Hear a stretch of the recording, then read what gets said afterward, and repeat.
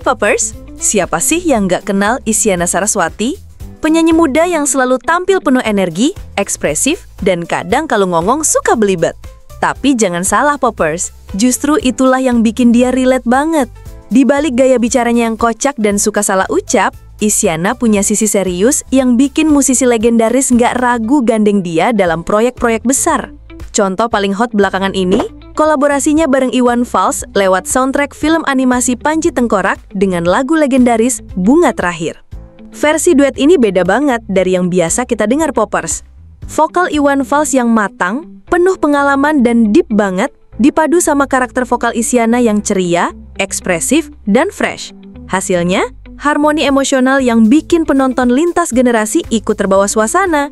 Bahkan, produser Falcon Pictures bilang, pemilihan Isyana bukan cuma soal vokal bagus, tapi juga karena energinya bisa menghidupkan karakter Panji. Jadi, meski kesehariannya suka belibet, begitu masuk studio, Isyana langsung serius dan bisa menyesuaikan diri dengan musisi senior. Tapi tunggu dulu Poppers, duet sama Iwan Fals bukan satu-satunya bukti kalau Isyana punya sisi serius. Sepanjang karirnya, dia udah sering banget terjun ke kolaborasi gila yang menunjukkan fleksibilitasnya. Misalnya, tampil bareng Marty Friedman, gitaris legendaris dari Megadeth. Bayangin deh, vokal lembut Isyana harus ngimbangin petikan gitar metal yang super teknikal. Siapa sangka, hasilnya bisa nyatu dan bikin penonton melongo kagum.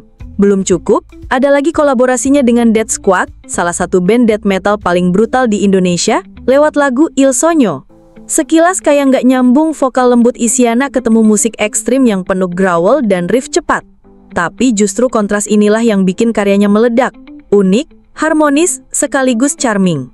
Isyana nunjukin kalau dia nggak terjebak di genre pop manis aja, tapi bisa main sampai ke metal tanpa kehilangan jati dirinya.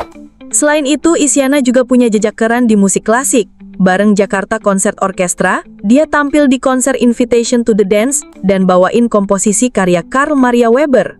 Teknik vokalnya matang, emosinya dapet dan tampilannya anggun banget. Jadi meskipun dikenal ekspresif dan kocak di keseharian, di panggung musik klasik, Isyana bisa tampil elegan dan serius total. Isyana juga bersinar di musik pop kontemporer. Lagu Something New bareng Afgan di album Eclectico, bukti kalau dia bisa ngejaga harmoni dengan matang, sambil tetap energik.